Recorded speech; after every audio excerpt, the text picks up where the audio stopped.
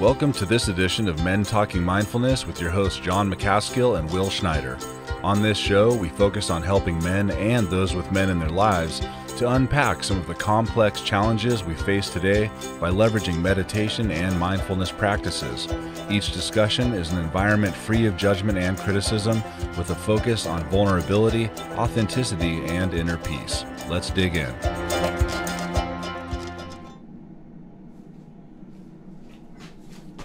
What's up, Will? Wow, what's up, John? Yeah, all right, we're back. Hello, everybody. What's up, we're man? We're trying new things here. Hey, we're just having some fun, right? We're always excited you guys are here. Hey, so in case you don't know where you are right now, welcome to Men Talking Mindfulness. We're excited and thankful for all of you tuning in. We're going to talk about narcissism and narcissists today, how to deal with them, how to recognize and even eliminate elements of narcissism within yourself. We all know people that are grandiose, have grandiose ideas about themselves, feel they are super special, so much so that they need to take all the attention in the room all the time, and will do anything to get it. Often these types of people will put others down so they can build themselves up.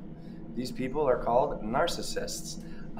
Although this psychological disorder only affects about 1% of the population, when you come in contact with a narcissist, they affect the entire population in the room. You may encounter them at work, in your families, in your neighborhood.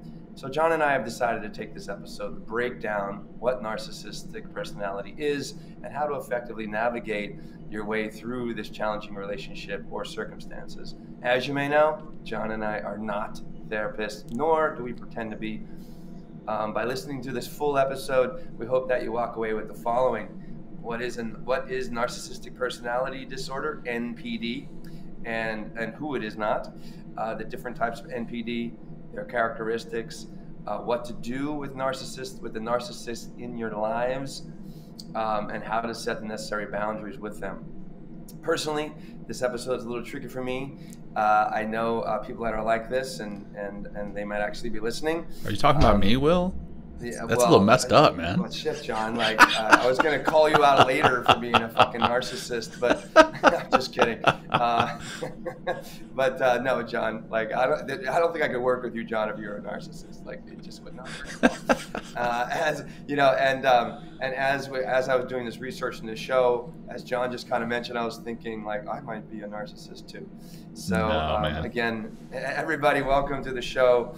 And we'll define, I guess, why we're not narcissists later as we go through, John, which is maybe a narcissistic way of approaching the show, defending ourselves. But John, great to see you. Great to be back for another wonderful episode. Happy to be here. Thanks, Will. Same, brother. Excited to get in this conversation as always. Had some really powerful episodes lined up the past few episodes, and then we had the molecule of more lined up for today. If you see on our website, that has been rescheduled. We'll get that on the calendar here in the coming weeks. But we decided to do a solo show with just me and Will, and we're going to be covering that narcissistic behavior, everything that Will covered there. So we're excited to do that.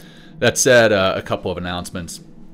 Our new merch store, we're going to be getting that up online here soon. It's going to be on our website. And what we've done in the past is we've opened up a merch store, taken orders, closed the merch store, and then sent the orders out. This merch store is going to be a standing merch store. It's out there, it stays open, and once you order the stuff, it's going to be delivered to you in a few days. So it's going to be a little different than what we've done in the past, and we're excited to get that up online. Also, we're going to start doing, excuse me, I got something in my mouth, jeez. Leftover breakfast. Come on, John. Just gross. my little girl, my baby girl, instead of saying gross, she says ew, roast. So there you go, ew, roast.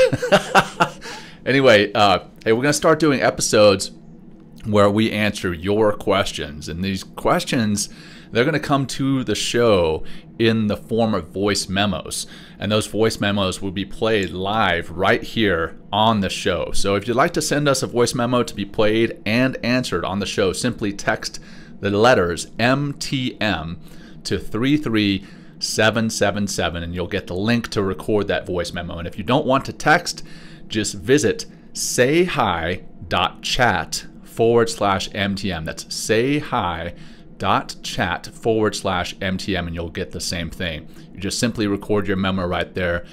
And we're super excited to have your guys' voices on the show. So send those voice memos in. We'll be happy to answer any questions that you may have. They can be about mindfulness. They can be about hydration. They can be about health, wellness. They can be about me and Will and our personal habits. Whatever you want to ask us, please send those voice memos in. We'd be happy to answer those on the air. And then lastly, play them on the air too. We're going to play them on the air. You're going to hear your voice. Asshole, you sound like an asshole on the air. Anyway, you know what I mean? So that's going to be kind of fun. And maybe we can actually, John, as we move through this, and we're developing continually here at Men Talking Mindfulness. We might even play that. We had ideas of playing them at the end of the show. Maybe just one. Yeah. You know so we may. have like we'll play with it. Play with it. John, continue. Yeah, so lastly, subscribe to our IG, our Instagram at Men Talking Mindfulness, and our YouTube, and make sure you hit that little bell to get notified of new content. We're putting out new content all the time. It's not just the weekly show. We're putting out new shorts. We're putting out stuff from us, but there's also other stuff that we find online that we want to share that either motivates or inspires you guys. There's lots of content that we're putting out. So subscribe, and the link is simply youtube.com/@Men Talking Mindfulness. So youtube.com/@Men Talking Mindfulness. All right, that was a lot. So let's get into our opening practice. If you've never tuned into the show before, the way Will and I do this is we kind of bookend the show with a mindfulness practice, grounding ourselves, grounding our audience, and when we have our guests, grounding our guests, or helping to, or trying to anyway. So let's get into that. We're going to just do simple 5-breath exercise. And to do that, what we're going to do is a 5-breath box breath. So what that's going to look like is you're going to inhale for a count of 4, hold for a count of 4, exhale for a count of 4, hold for a count of 4, and we're going to do that 5 times. So let's begin by exhaling as much as we can before we start. Nice deep breath in for 4. Hold for 4. 3, 2, 1. Exhale for 4. 3, 2, 1. Holding for 4. 3, 2, 1. That's 1. Inhale for 4. Hold for 4. 3, 2, 1. Exhale for 4. 3, 2, 1. Hold for 4. 3, 2, 1. That's 2. Inhale for 4. Hold for 4. 3, 2, 1. Exhale for 4. 3, 2, 1. Hold for 4. 3, 2, 1. Inhale for 4. 3, 1. Hold for 4. 3, 2, 1. Exhale for 4. 3, 2, 1. Hold for 4. 3, 2, 1. Last one. Inhale for 4. Hold for 4. 3, 2, 1. Exhale for 4. 3, 2, 1. And hold for 4. 3, 2, 1. And that is it. That is simple box breathing. You can do that just about anywhere, any place. I didn't even open it up for you, right? I just jump right in, and that's what you can do. You can just jump right into that box breath anywhere, anytime. You can do that while you're driving. You can do it behind your keyboard. It's safe, obviously keeping your eyes open. But that's the box breath, and that's got me grounded, and hopefully got you all as the audience grounded. So let's jump in. Let's jump into what the narcissist is. What is narcissism? How do you want to start this, Will? Let's go with the baseline. We've got to establish a baseline, right? Yeah. Like, what is narcissism? And we did quite a bit of research on this. A lot of it comes from Wiki, which we always go to as a consistent resource, because you can find so much other information in there as well. But we're going to talk about 4 different types. But let's talk about, there are 9 criteria, right? But to be considered to have NPD, Narcissistic Personality Disorder, you only need to express 5 of these. So here are the 9. The first one is a grandiose sense of self-importance. All right. Another one, preoccupation with fantasies of unlimited success, power, brilliance, beauty, and ideal love. Right, so preoccupation with it, with your fantasies of all those things: success, power, brilliance, beauty, and ideal love.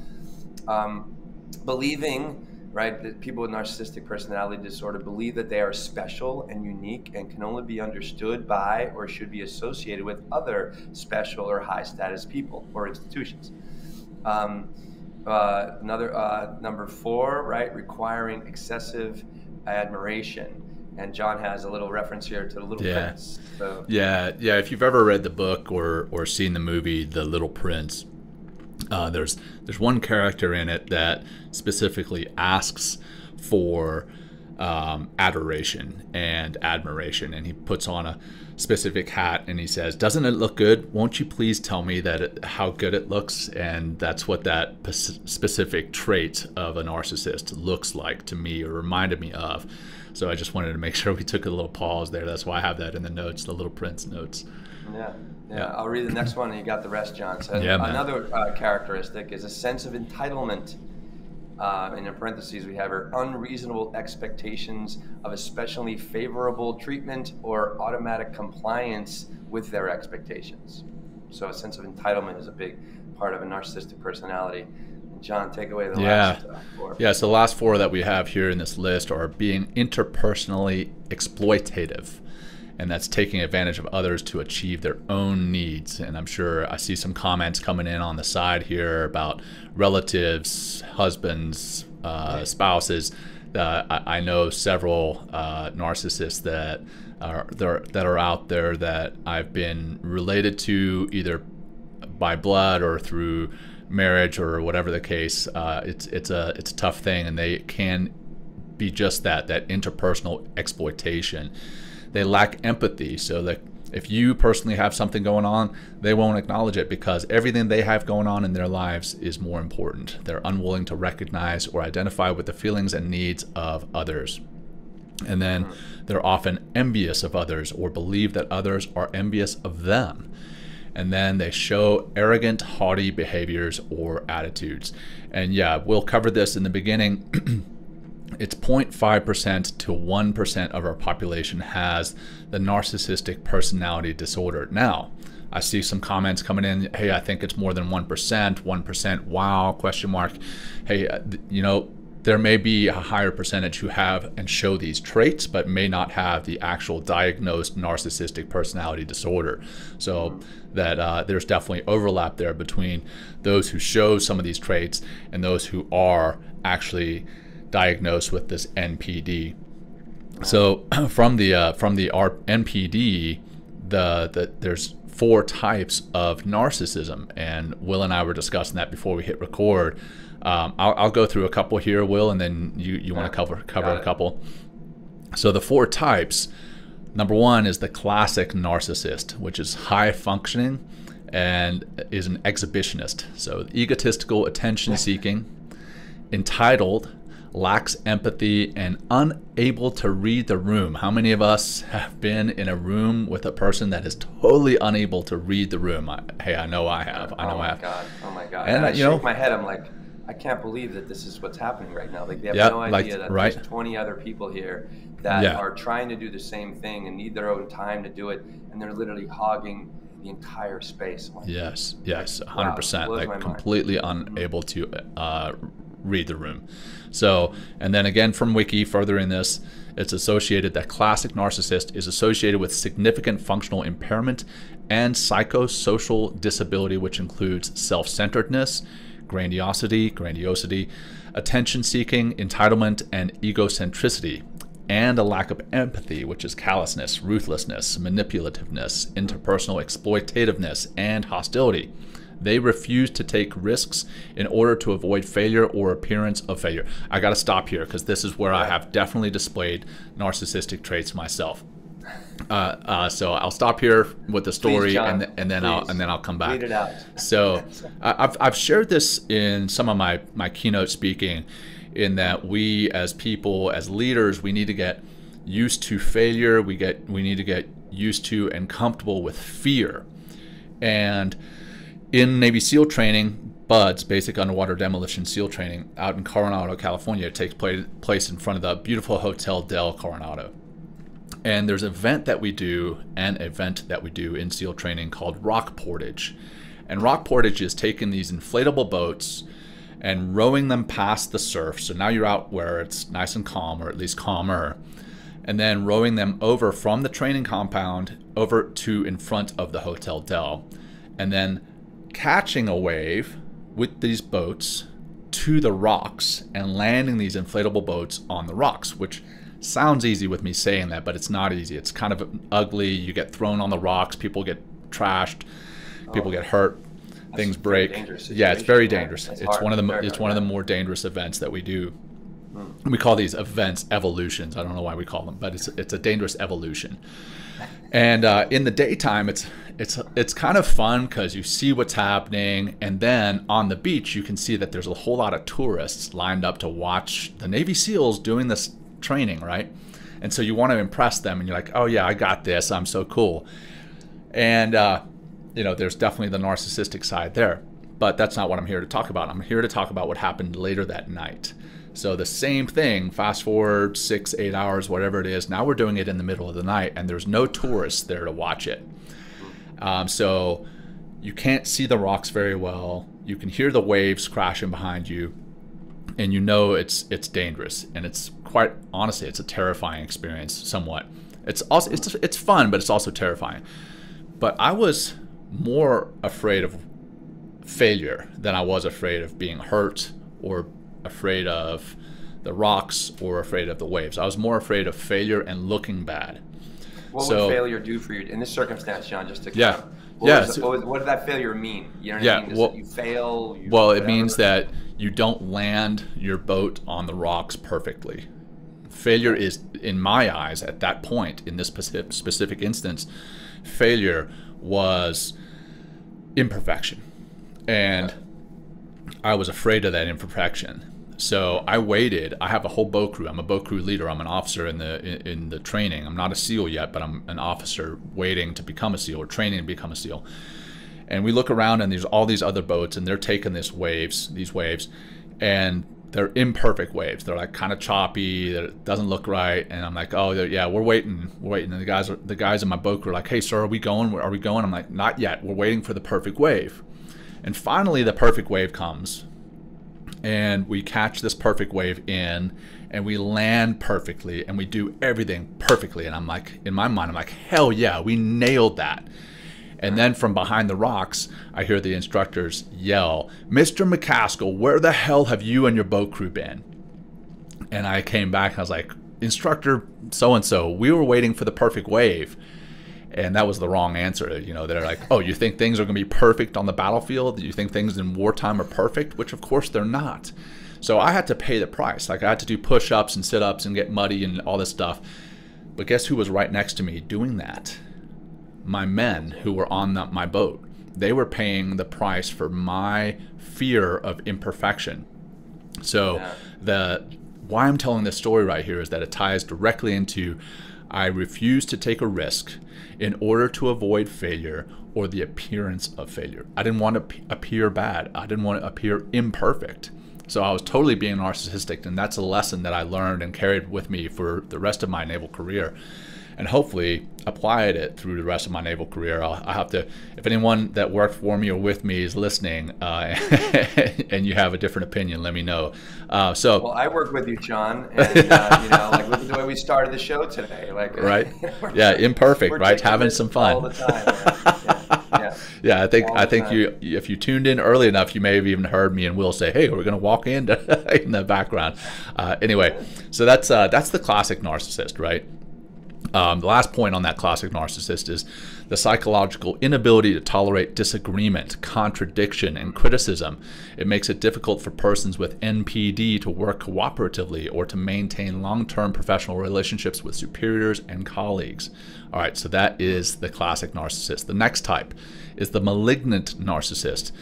That's all the classic qualities, and they seek to hurt people. The pursuit of power and control. They are mean.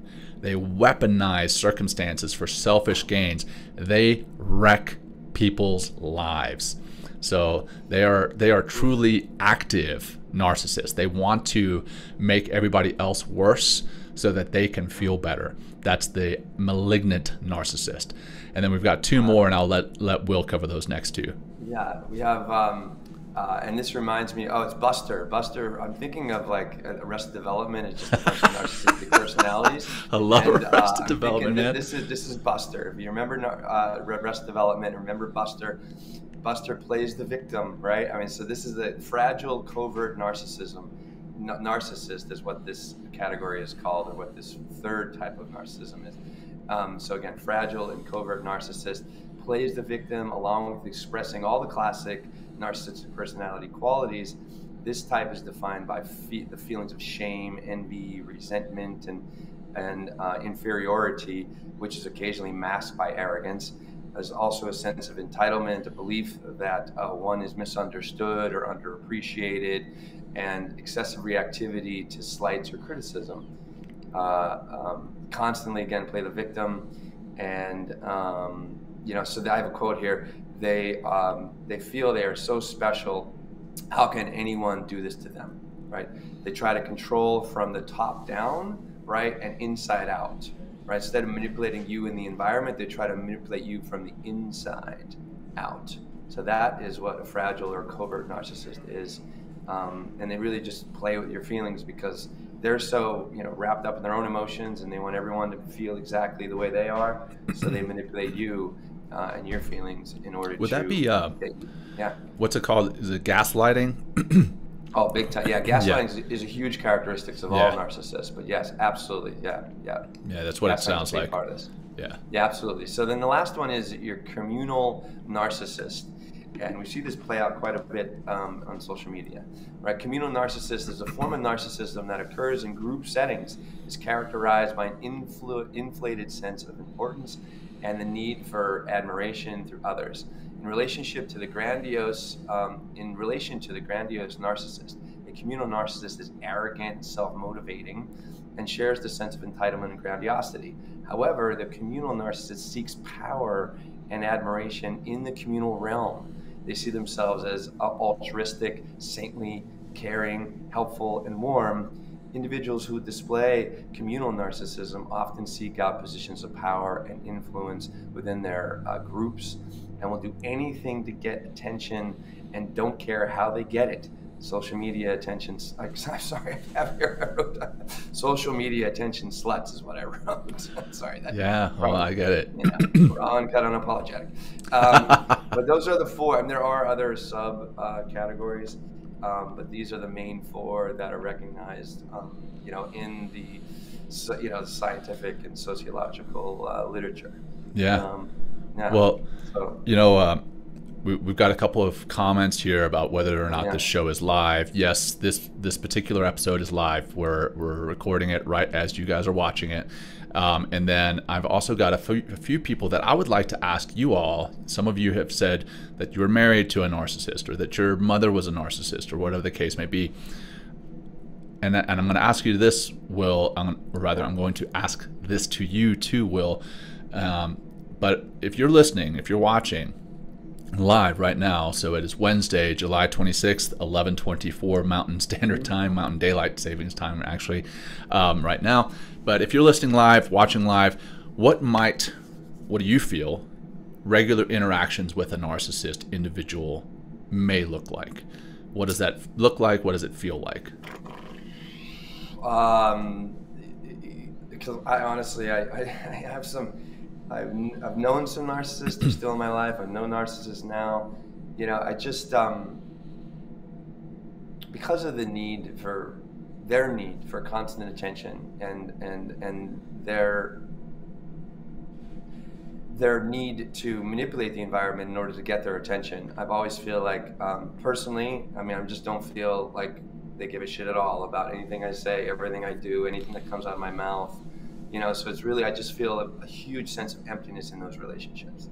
Huge sense of emptiness. Like, what I'll say, John, is I don't think, as we're reading through those characteristics, like, I don't think, I'm not a narcissist, because like I have empathy, I care, I really listen, I really try to engage with people in a meaningful way, and like, and really I'm patient. I'm not trying to manipulate environment or trying to manipulate people in order to get my way. Like sometimes I go with the flow and let things kind of really happen the way they should in the moment. But also I think but I really try to continually seek that a real connection with people. Like all the time, whether we're the show, I'm always trying to listen. I'm always trying to see what you're doing, but not even like just the audio, or the verbal cues, but also like looking at the behavior, taking them in, and not just waiting. Like one thing that I think, active listening, and what active listening isn't is just waiting to speak.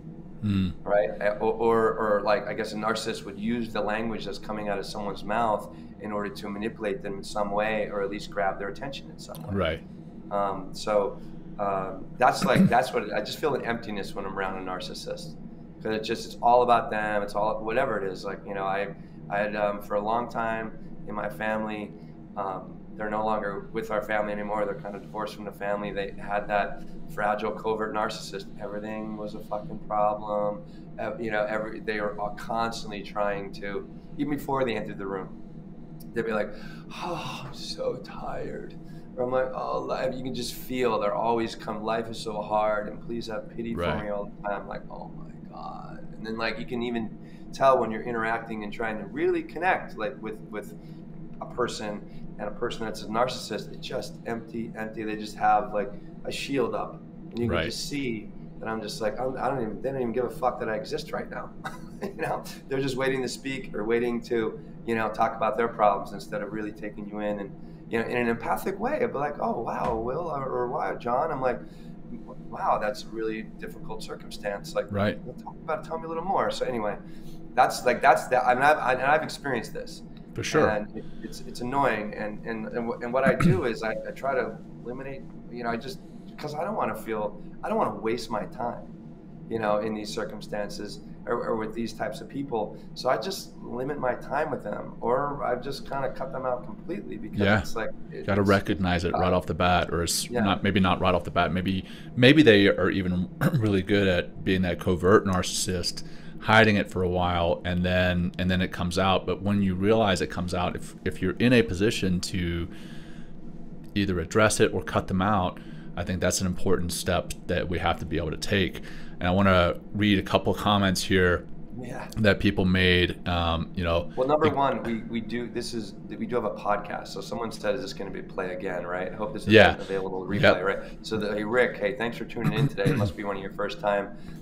We do release this on podcast on Monday, so check out Men Talking Mindfulness or whatever. And it is on listening on podcast anytime. You can drive, YouTube as well. Mow your grass, and here it is. So anyway, John, I'm gonna cut you off. So yes, and it is also available on YouTube. So there's another plug. But let's see. We've got somebody saying, "I was married to a narcissist for 20 years. Took me a long time to work it out, and have seen internet narcissists in the recent months." Another one is that the narcissist's lack empathy is crucial, and tearing down the one they are supposed to love to build themselves up is heartbreaking. Absolutely. I have seen that. Absolutely. Another one, exhausting, draining. Emptiness is totally correct. It is painful.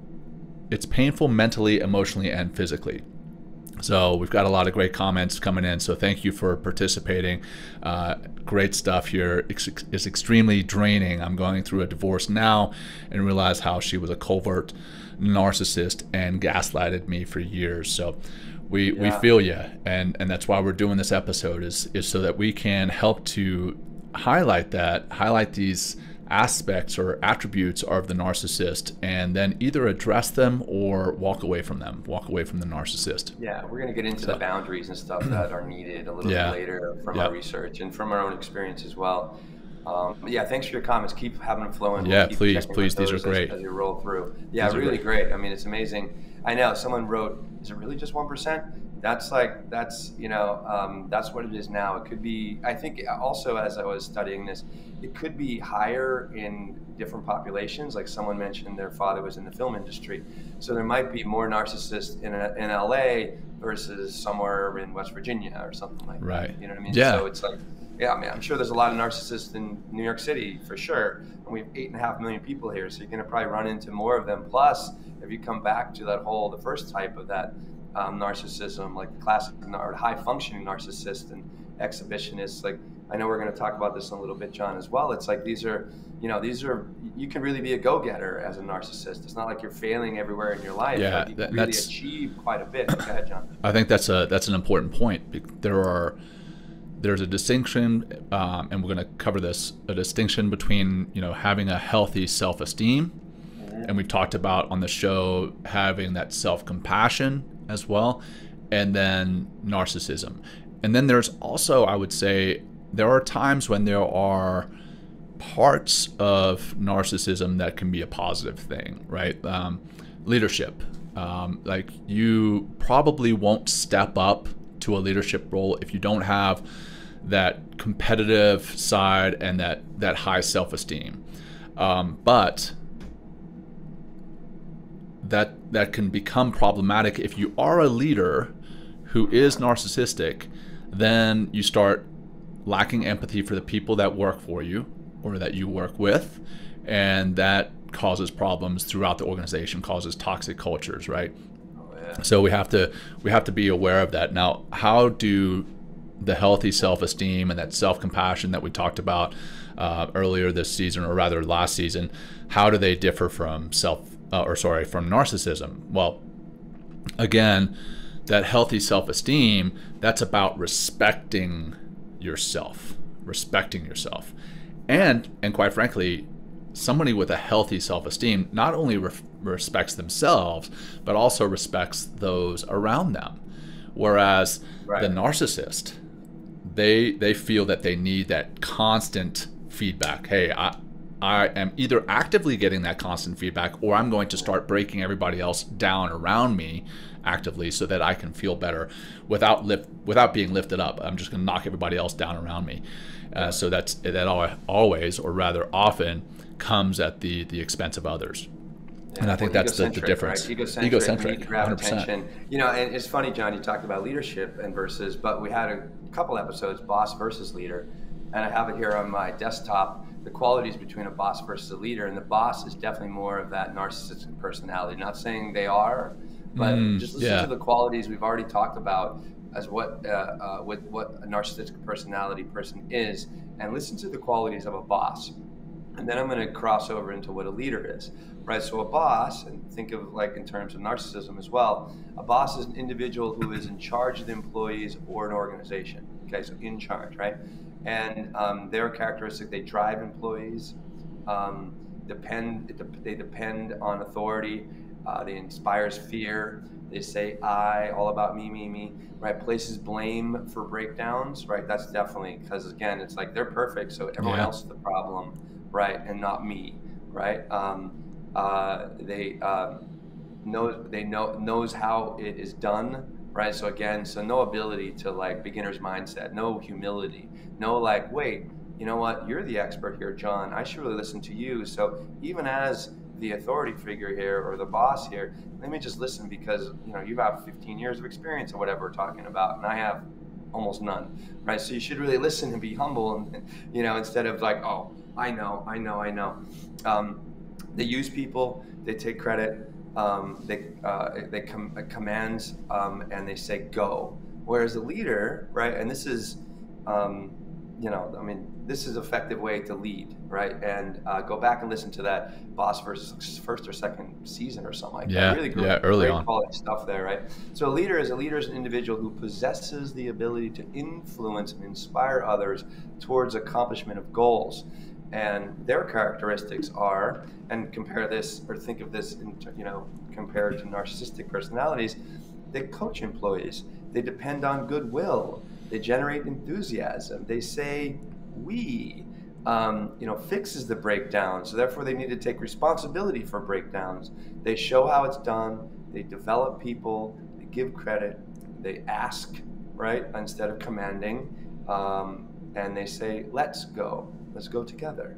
So, so hopefully that just kind of creates a little bit more of a distinction between narcissistic personality bosses, if you will, versus Yeah. like good quality leaders that really care about you and not just trying to use you to bolster them up. And you mentioned self-esteem, John, and one thing that when self-esteem can get really toxic is, and I've been learning this in the coursework I've been doing with Stanford, is they're always like with really toxic self-esteem, they call it leveling. So you're always leveling and positioning yourself against other people, and therefore using other people or pushing other people down so you can build yourself back up. And that's another classic quality of narcissism as well. So I just want to mention that. And it's not like in healthy self-esteem, you're not doing, you're not comparing yourself to others all the time, but there is a sense of, we have like the self that we're really trying to continually get to as we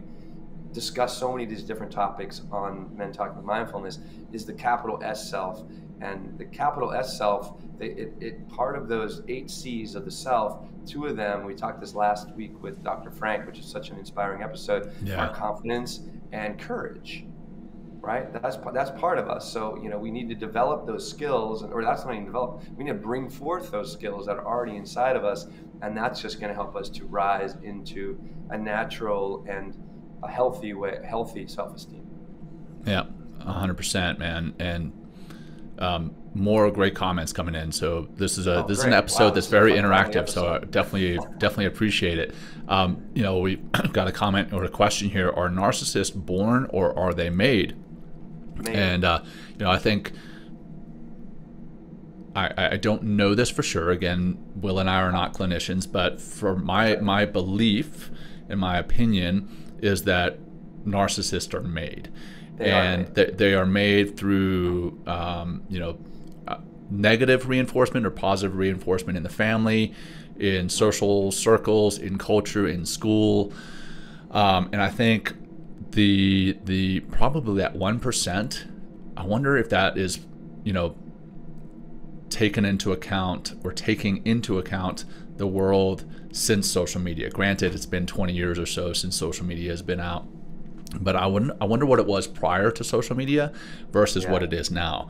I think social media definitely plays into narcissism, like you talked about, Will, the social media sluts, or I think that's what you call them. It's pretty harsh, but some hard languages, some hard words around ideas, John, so it sticks. That one stuck in my mind, man. That's why I do it, and I hate to be so crass sometimes, but you get the point. So those social media people who are constantly seeking the likes, the shares, the comments, the interactions. And I've been guilty of that. I can still be guilty of that. Like when our show does really well, me and Will, but hey man, we got this many listens, and that yes, there's ego in there, 100% transparency. There's an ego in there, but also what I like to see is that the show is growing because the impact of the show and what it is we're doing is growing. Yeah. So, or at least that's what I like to tell myself. I think that's what we're doing. And then how gaslighting me, John. And then I think culture, coming back to the question, culture can also cultivate or foster narcissism, where we celebrate the individual achievement over the community well-being, and I think that helps to potentially foster narcissism. So in my opinion, narcissists are made and not born. And that said, with that in mind, if they're made, can it be undone, right? Can a narcissist change his or her ways to not be a narcissist? And I think that is another question for our audience, but also for you, Will. What are your thoughts? Yeah, so I actually listened to a really great podcast and doing research at this from Dr. Phil. He has a little they call Fill in the Blank, which is kind of cool. So it's more of a casual conversation. It's really fucking cool, actually. Really very well done how he broke this down. And and he's a professional in this space, and narcissism comes from the environment. It's not like a genetic thing. Or I guess it can be because of we talked to Dr. Frank last week, Dr. Frank Anderson, about like transgenerational trauma. So if you potentially have a father or a mother that's a narcissist, and they carry that in their DNA, and the DNA is passed, from one person to the next, right? So you can have that energy, but a lot of it comes from the environment, is what I've learned. So if you have a rough upbringing, or you're isolated or left alone, or you develop these ways of behaving in order to kind of soothe yourself in some way, and it becomes a coping mechanism. And then they also, he was talking about, they're almost reluctant to change because what they're doing is working for them. They think it is. You know what I mean? Because it's like, well, I've made it so far. So, and it starts and it happens more in adult life narcissism.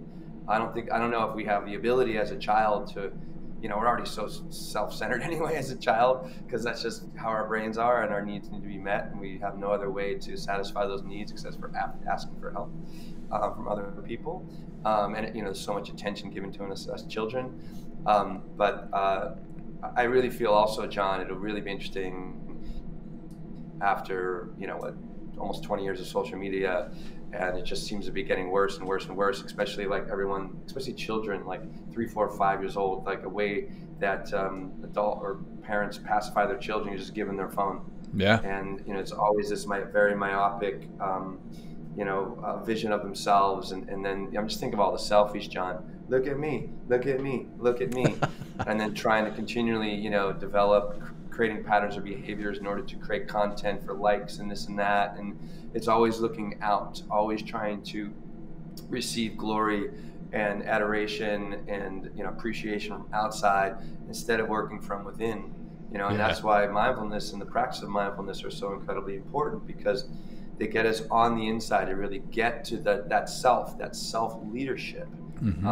But it takes practice, and it's not necessarily, I think there's also we're going to talk about, dopamine in a couple weeks, and there's a dopamine thing going on here as well, because the more likes we get, the more excited we get, and the more content we're going to put out. Right. Whereas like when we're meditating, breathing, and slowly developing ourselves, whenever you start like kind of your journey with mindfulness or just kind of self-care, it's a slow process, and there's not necessarily a lot of oh, that's wonderful, look at you, like there's not likes going on the inside. But it is helpful, John, to have like accountability, to work with a team of people that are like very empathetic, aren't a bunch of narcissistic assholes or something like that, but really trying to hold you to your highest esteem, but also realize that you're a human being and doing the best you can. So, right. Yeah. And then I think coming back to the changing the behavior, just like anything, changing any type of behavior, it starts with an awareness, right? You have to be aware that you have something that needs to change, right? Whether that's narcissism, whether it's you're being unhealthy in some way, whatever the case is, you have to be aware of it. And then over and above being aware of it, like you said before, Will, a lot of narcissists see, hey, you know what? This has worked for me in my whole life. Why do I want to change? I've been successful. I've gotten this, I've gotten that. Why do I want to change? So there has to be an awareness, and then over and above that awareness, you have to have the desire to change. And I think that's where you can start to employ the tools that are out there. And what are those tools? Well, here we are, Men Talking Mindfulness. I think one of them is mindfulness. That is, helps you to be aware. So maybe it doesn't start with the awareness. Maybe it actually starts with the mindfulness, and the mindfulness allows you to become aware. So maybe that, I don't know, maybe it's the chicken and the egg game, right? Which one comes first, the mindfulness or the awareness? And so mindfulness can be a tool for that. Finding ways to practice empathy and compassion. Those two are very much related, right? I always see compassion as basically the action arm of empathy. Like you're wanting to do something about someone else's challenges or pain or whatever their feelings are. You're wanting to reach out and lend a helping hand, is that action arm of the empathy. And then that regular self-reflection, which is a part of mindfulness, is a part of meditation. As you start to turn inward, you start to become more aware. So I think those are some of the things that can help to turn mindfulness, to turn narcissism around. And then as far as dealing with a narcissist, sorry, yeah, Will, I you was got just something. going to say, John, no, I mean, just, I really thought it was, what really hit me as we're studying this, it's like the inability to read the room. Yeah, yeah, I mean, that's like, I mean, that, you know, I don't know. Well, let's talk about that for a moment. Like, 'cause that's like a classic narcissistic trait, the inability to read the room, to see like, oh, nothing's, everything revolves around me. I can't do anything wrong. And it doesn't even matter if you can't read the room, you're not taking in anybody that's in the room, or you see people that are there. But I guess a narcissist would view people as chess pieces. yeah. How can I get them right in order to whatever my egotistical expression of whatever I'm trying to get in that room, or if somebody else is taking a lot of attention, they're going to try to undercut that person in order to get their own attention, and not even realizing that that behavior is being viewed by other people. They're being judged by other people, and they're probably being seen as like a bit of a jerk or an asshole or something like that, because it's like, Right. wow, like why would you even do that? Right. But I thought it was really interesting, like, and I know people like this. It's just like, For sure. gosh, We all do. that person's really going there again. Yeah. Like, I mean, they have no idea that everyone else is like rolling their eyes. But anyway. What pops into my mind is we spoke about this yesterday, right? The rebranding of Twitter, and like the Twitter versus Meta battle that's going on, and like I would say that is classic narcissism at play. Exactly. But one of the other points that we wanted to talk about, and I see a comment about it as well, so it seems timely, is what can this narcissism that can is in and of itself a mental disorder, or can be, and what other mental health issues can that narcissistic behavior lead to? I mean, you're never happy with yourself or others, so that can cause depression, right? You have these ideas of what the future should look like, but you don't feel that you're ever going to get there, or can't ever get there, so you're going to have anxiety. So that depression and the anxiety can definitely be some of the mental health disorders that can even further exacerbate the narcissistic behavior. So the narcissism can cause these disorders, and those disorders can further exacerbate the narcissism. It's kind of a downward spiral. So again, coming back to what I talked about before, you have to become aware if you are a narcissist so that you can address it, not just so that you don't hurt others around you. That's a huge reason not to, or that is a huge reason to address the narcissism rather, but also so that you don't hurt yourself, right? Mentally, so that you don't go down the depression and the anxiety roads. Yes, we all, human beings, we're still going to have times that we suffer depression. There are still going to be times that we suffer anxiety, but that doesn't mean that we are anxious people or depressed people. I find that you could go down those roads pretty quickly if you don't address the narcissism. You're going to end up feeling depressed or anxious regularly, and actually become a depressed person or an anxious person. Wow. Yeah, I'm going to say something, John, that maybe can help develop. I think one of the big things that we're seeing here with narcissism is that inability to read the room and understand other people, have empathy. And maybe check with your doctor, do your own research, but seriously, maybe like an MDMA assisted therapy session could really be helpful, because that brings right into the love, right into the empathy, right into the compassion of humanity that's within all of us. So maybe that's one way to kind of begin to see and give you ability to reflect on how you've been. If you're feeling like you're a narcissist or something like that, and what we're saying you want to change, like maybe it's tough to do it on your own with just regular talk therapy. Like maybe, a psychedelic experience could be very helpful in this regard. And I'm not saying you should do it, and just disclaimer on up front on that. But I mean, I could imagine that from my own experience with that kind of medicine, it's wow, like it's pretty incredible. Where it can take you and what it can open for you is the big thing. And then integrating that awareness and taking steps and continually working in order to develop more of that empathy and that connection to other people in a deep and meaningful way. So we've talked a lot about the narcissists themselves. What about those in a relationship with a narcissist? A lot of the comments are about that. I've been in a relationship with a narcissist. How can one get out of that narcissistic relationship, and then how do you heal? How do you recover from being in that narcissistic relationship? Let's talk about that a little bit. Any ideas? Any opinions? Thoughts?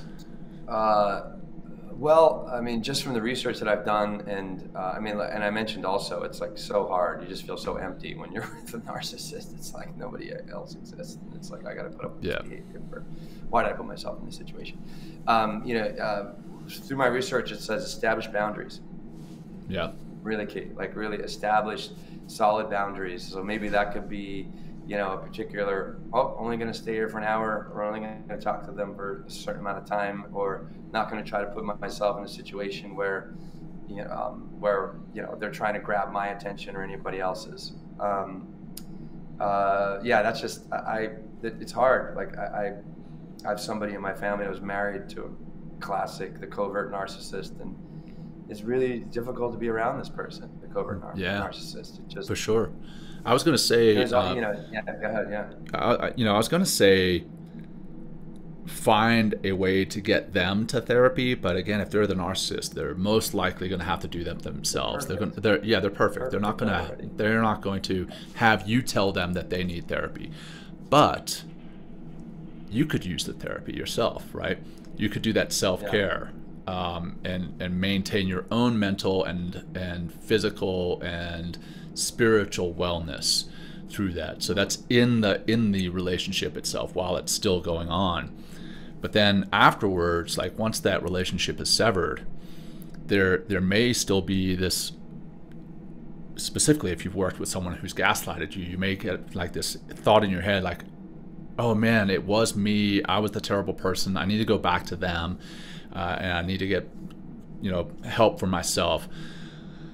Well, I think, again, coming back to the boundaries, but, sever the relationship if possible. And I saw, there's definitely times when that is harder done than said, for sure.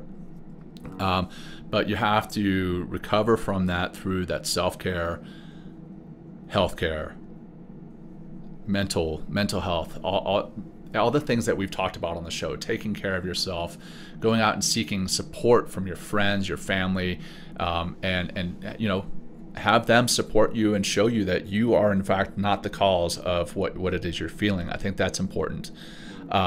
So, and then go and again seek that mental health support for yourself. Seek that professional help should you need to go that route. I think those are important things in addressing your relationship and then addressing your recovery from that relationship.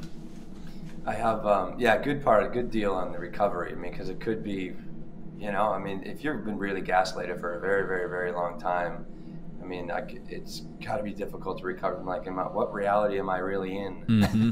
For sure. I mean, so maybe seeking some help or, just putting yourself around good people, and having a good supportive group of people around you that really see you for who you are and understand where you want to go and are going to help, you to do that. Another thing I have here as far as dealing with in relationship is don't let them have the power. That's key. Like, don't let them have the power. And that could also mean, like, don't let them take your attention. Don't, like, when I see narcissists, I just ignore them. Like, it's just like, I don't like, when they try to grab my attention by doing or saying something ridiculous or whatever, I just don't give them any, of my power or any of my attention. Right. Just, act like what they did or what they said was just kind of in the past so quickly.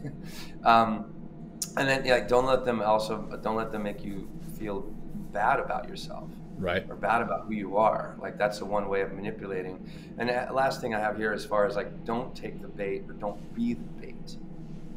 So, don't take the bait, like, so that maybe it's attention grabbing, or, or they're saying something, they're gaslighting you in some way, and, and you're trying to defend yourself or say that's not true or whatever. Don't be the bait in some way.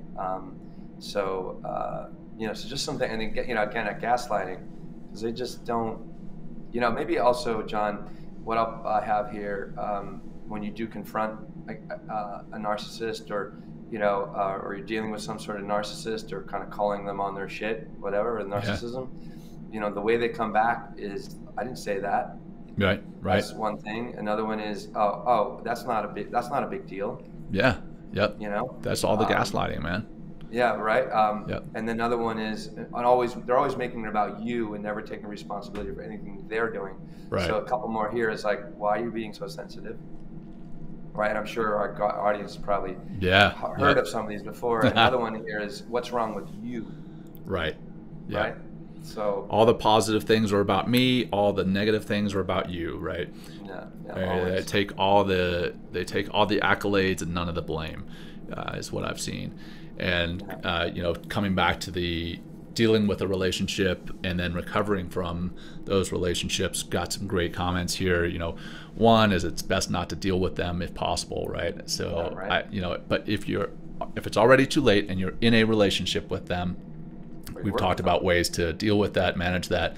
But then once you're aware of that trait, those personality traits, because you may be an empath already, you may get sucked into another narcissistic relationship. So you have to become aware of those traits and then try not to go into those relationships again in the future, right? So they said, learn how you let someone like this into your life in the first place. So there you go. Learn that, and then try not to let that type of person, that type of personality back into your life ever again, because it does suck your energy. It sucks your life away. It sucks away your time and energy, and those are finite resources that none of us ever get back. So there you go. Wow. This is like, so many wonderful comments here. Yeah. Well, I thought this would be good. This is one of our boys, Samuel Vocek. He said, did you encounter many narcissists in the SEAL teams, John? Yeah. And then how about me in the yoga world? So I'll let you go first, John, if you like. Well, yeah.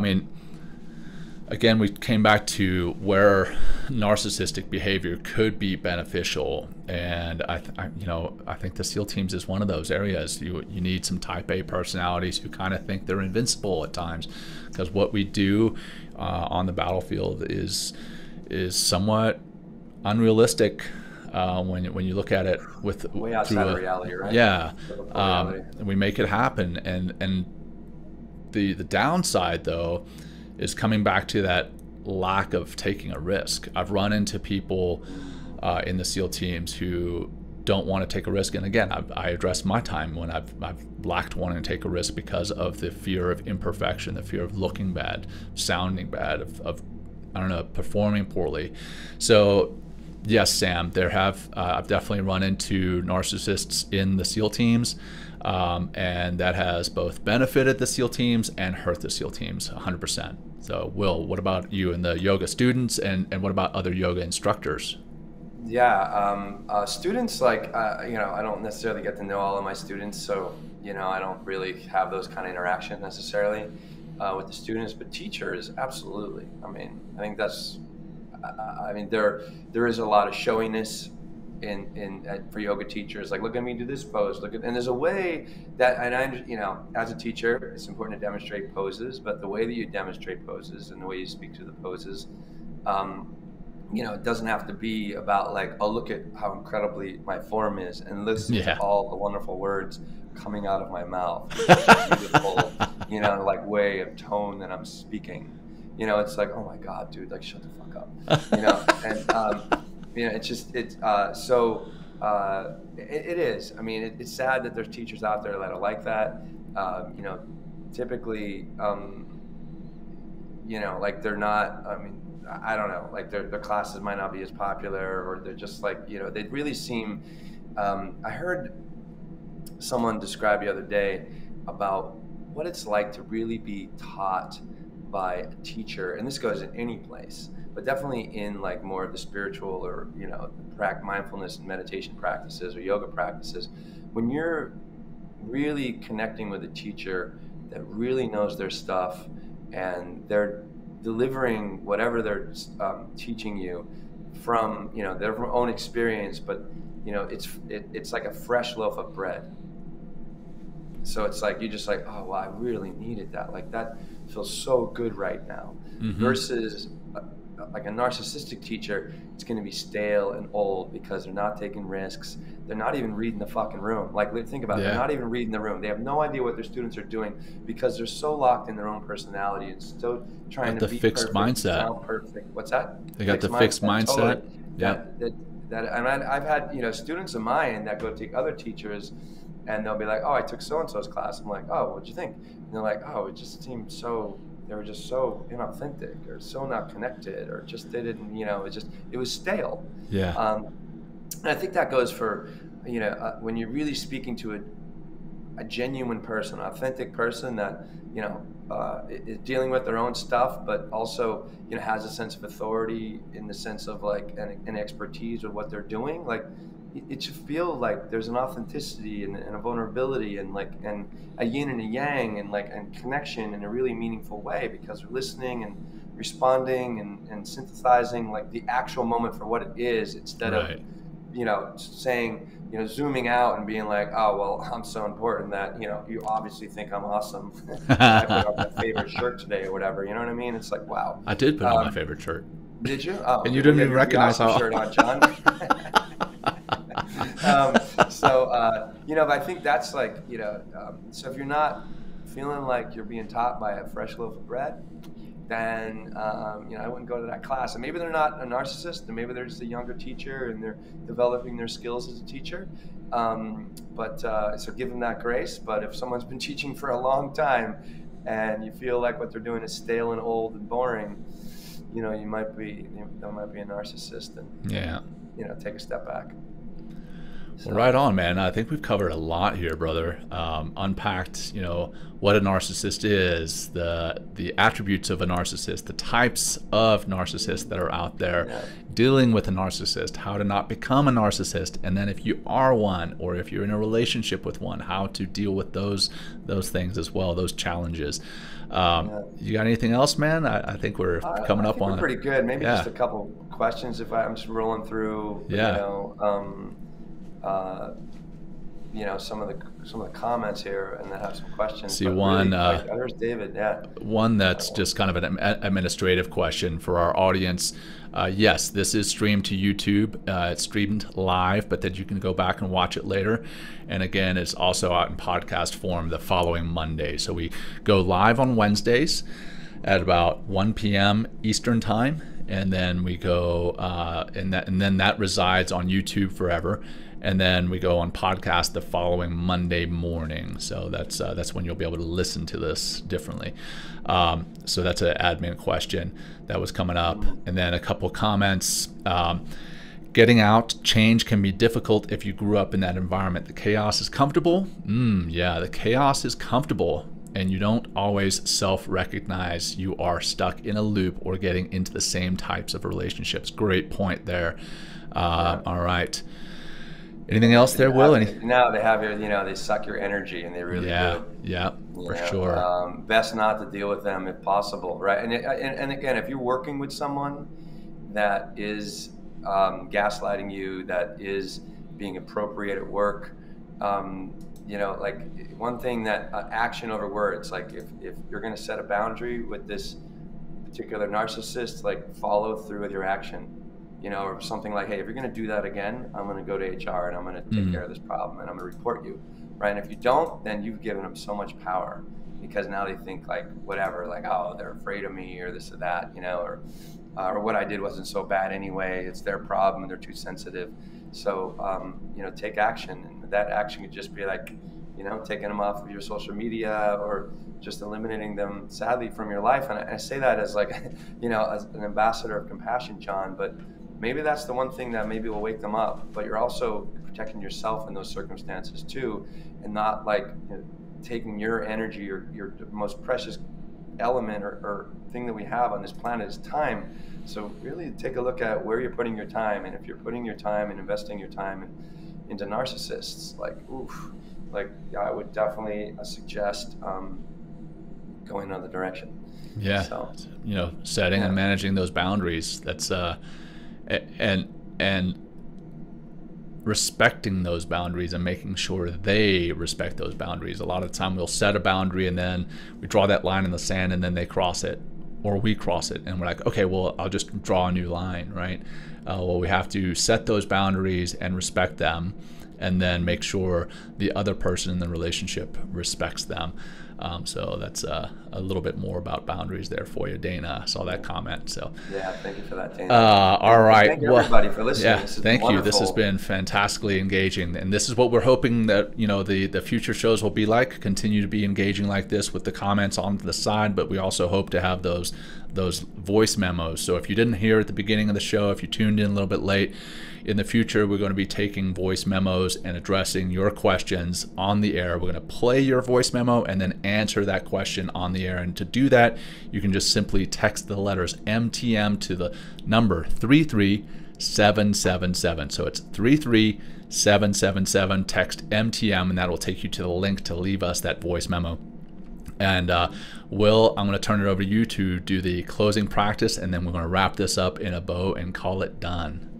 Yeah, what I'll say is, hey, if you've been listening to the show for a while and haven't left us a review, WTF? we would love your review, right? And that's my narcissist coming out right now, John. It's coming. I'm just kidding. But no, thank everybody out there for tuning in. Let's do this closing practice, and we're just gonna take. We're gonna do 3 parachute breaths. We're gonna take a really swift inhale. Take a very elongated exhale out the mouth like you're blowing out a candle. Stick around for this because it can help you with the rest of your day. So sit, stand, close eyes open. You can do this driving, doing whatever else. Start with an exhale. Empty, long exhale out. Take a nice little sniff in, and let it go. Keep going. Push it out. Hit that bottom. Hit that emptiness again. In. Out. Kind of like a parachute, right? Floating gently down to the earth. We'll do one more. In and out.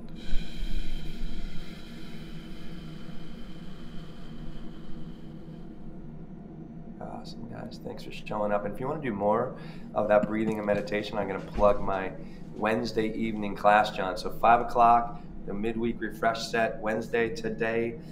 It's free or donation based on Insight Timer. It's on willnotfear.com, and I should probably put it on our website, John. But yeah, for sure. Hit me up if you want. And we're also on social media, Men Talking Mindfulness. I posted there. But join. It's 30 minutes breath and meditation, and great way to enhance your practice, whether you've been practicing for years or you're new to this work.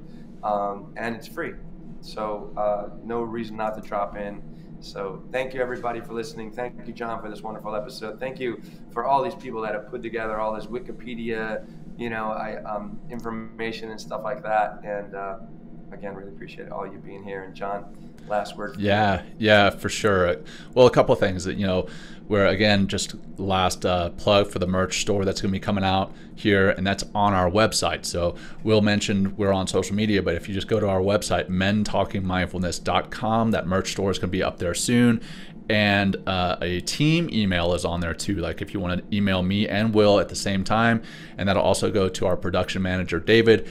It's just team, TEAM, at mentalkingmindfulness.com. If you have any questions that you wanted to email us that you don't necessarily want aired on the show, please send those to us. Or if you have any recommendations for topics or guests, please send those to us via that email too. It's team at mentalkingmindfulness.com. But hey, thank you, our audience. Thank you so much for joining us here today. We sincerely appreciate you tuning in live or after the show. If you got something out of this episode, please share it with your friends, your family, your colleagues, whoever you feel could benefit. And please, like Will said, give us a review, subscribe to the podcast, and subscribe to our YouTube channel, blah, blah, blah. All right, that's enough self-plugging. Thank you all for joining us. We appreciate you. Until next time, peace. Peace, everybody. Thank you for listening. Thank you for joining us today. We hope you walk away with some new tools and insights to guide you on your life journey. New episodes are being published every week, so please join us again for some meaningful discussion. For more information, please check out mentalkingmindfulness.com.